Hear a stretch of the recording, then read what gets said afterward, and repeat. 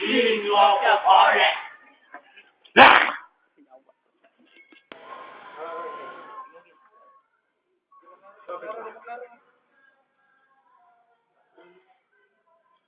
In that year was the big lion. Here in the forest, all the other animals were afraid of him. Every day the lion went through the forest to hunt for food. The animals tried to hide from him, but the lion always found one that killed him. The forest was not safe for the animals to live in a club, to walk through and climb all the animals to meeting.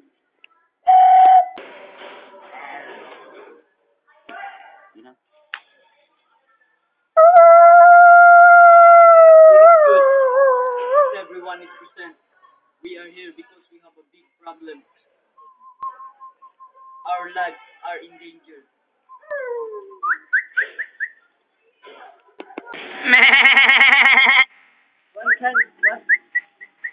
What can we do? Save ourselves from the lion.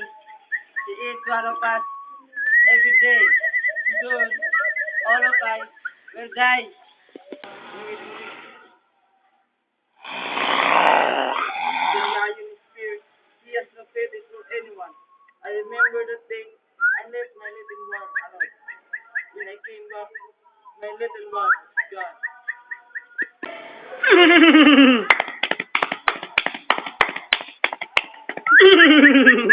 What shall we do? The lion is wise. He roars to frighten the animals. They cry in their hiding places. That is why the lion knows where to find them.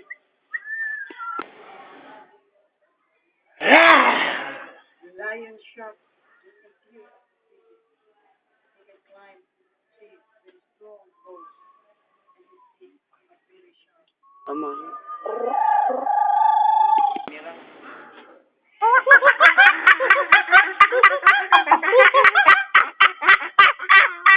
Everyone is the lion. He's the only one. We are many. Can we not stop him from eating us?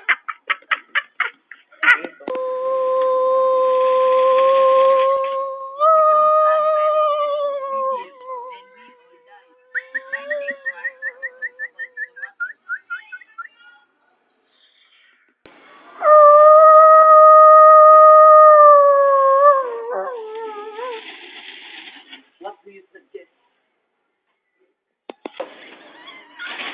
Everyone must think of a good plan. Then we should solve which is the best. Go. We agree! The animals told and so many gave suggestions. Finally, the chief, the rabbit, ran for days. It was the best. So that night, the animals went to see the lion. As they came near to him, but when they saw how brave the rabbit was, they went on.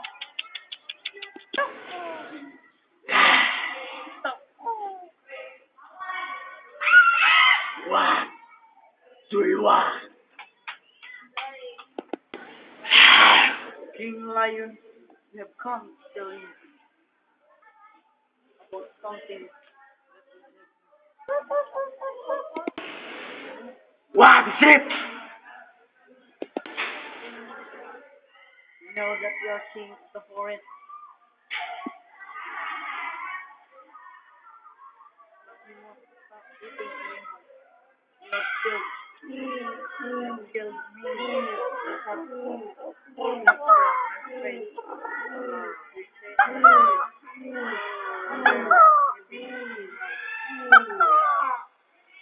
said What should I eat? I must have something.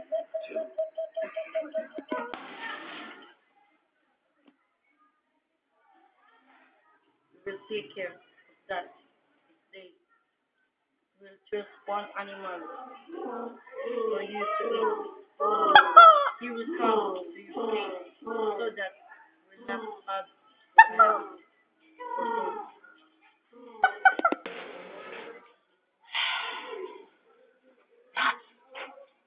good plan.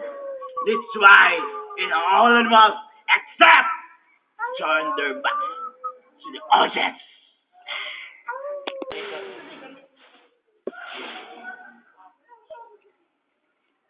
Singaw sa forest. The animals carried as their promises to the lion. If they send one little animal to the lion cave each night, one of them was missing from the forest. Kamot ng pulis ko. One day, the rabbit was chosen to be the lion's meat. He started from the lion cave early in the morning, but he saw what mess will have all the fun he could have before he was eaten, so he'd play along the way. It was very light when at last he hopped to the door of the lion's cave. The lion was very hungry.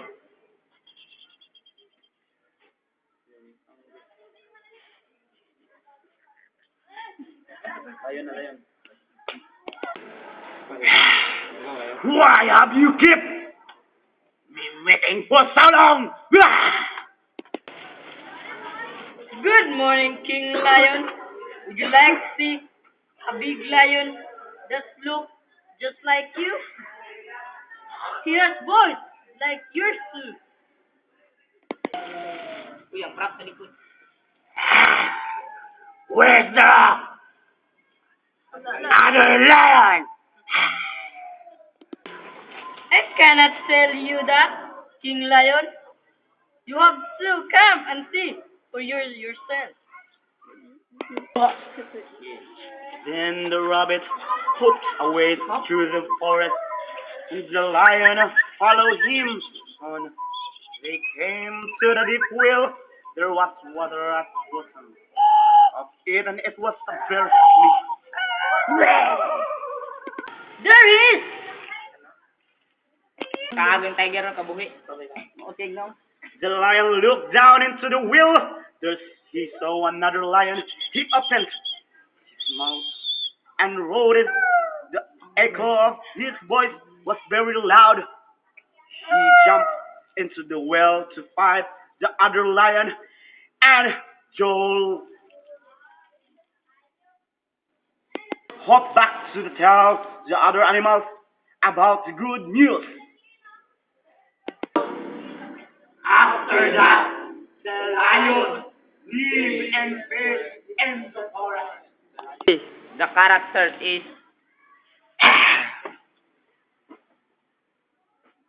Coco Martin.